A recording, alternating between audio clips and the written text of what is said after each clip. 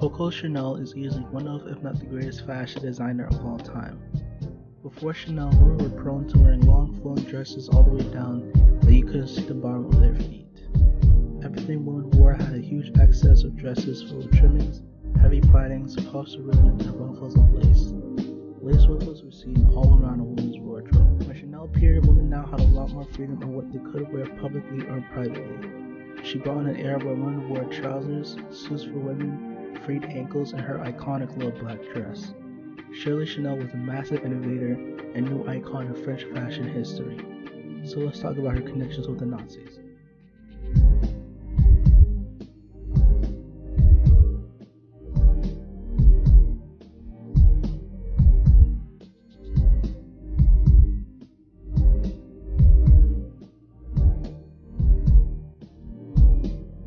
In 1940, the Germans successfully conquered France, acquiring only half of its country.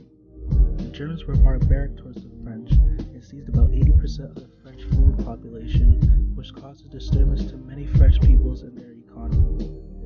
Their cutting off of international trades with other countries in the Allied blockage didn't give them any imports as well. Harsh labor, extreme shortages of petrol and diesel fuel. France had it really bad during the early makings of World War II. Meanwhile, Coco Chanel, now a 57-year-old woman, got into a relationship with a man named Baron Hans Gunther von Dinklage, who was an officer in the Abwehr, the once German military intelligence in World War II. After a while, they got together at Paris Hotel Ritz in France. Out of all the issues she dumped to him, her most pressing issue was the release of her nephew and adopted son, André Palasset. André was a young soldier who had been captured along with 300,000 others and sent to a prisoner of war camp in Germany. Other issues she brought were to reclaim more profits of her Chanel brand, when in 1924, a Jewish family named the Wertheimer family helped Chanel to launch her widely famous and acclaimed perfume, Chanel No. 5.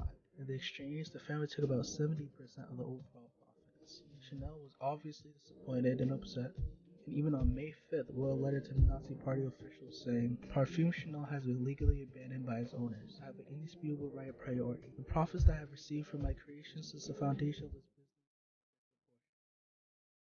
So with the new added addition of having a relationship with a high German official, she began to take advantage of this.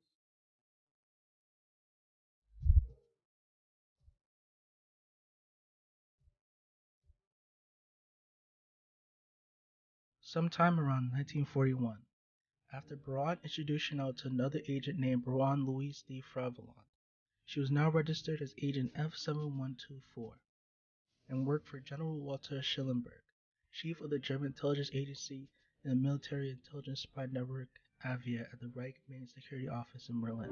Her main objective wasn't much but to find out any political information from colleagues in Madrid with her boyfriend Baron Dinklage, and after a while she has done so well that her supervisors liked her and they went on to release Palasset in the process. However, Chanel's wishes to regain more of her profits from her perfume never triumphed after she learned that the Wertheimer family sold portions of the company to a non-Jewish man named Felix Amiot before leaving the United States. It's also worth mentioning a new Aryanization law that proclaims that Jews give up their businesses all entirely. So in order to evade the trouble, the family just went on and sold it away, again without giving another piece of that perfume dollar. Chanel very unhappy.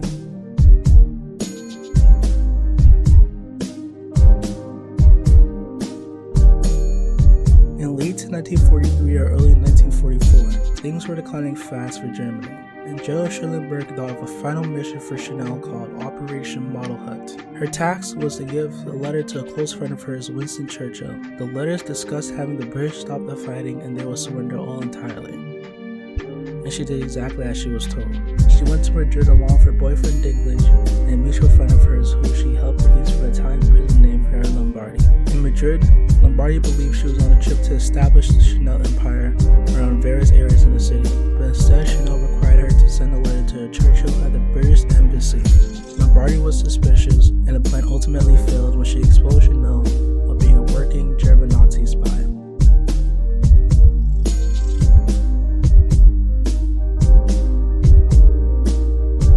Finally, after the war was over, Chanel got herself out of any trouble and denied any accusations or allegations that she was in any entanglements with the Nazi Party.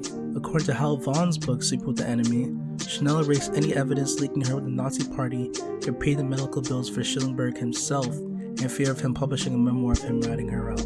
In the end, nothing happened to Chanel in regards to reputation, and later on she made a surprising comeback to the fashion world in 1954 with the help of surprisingly the Wertheimer family, a family she fought against for many years and who still owns some portions of her company to this day. She then lived her years as a celebrity before her untimely death at the Hotel Ritz in 1971.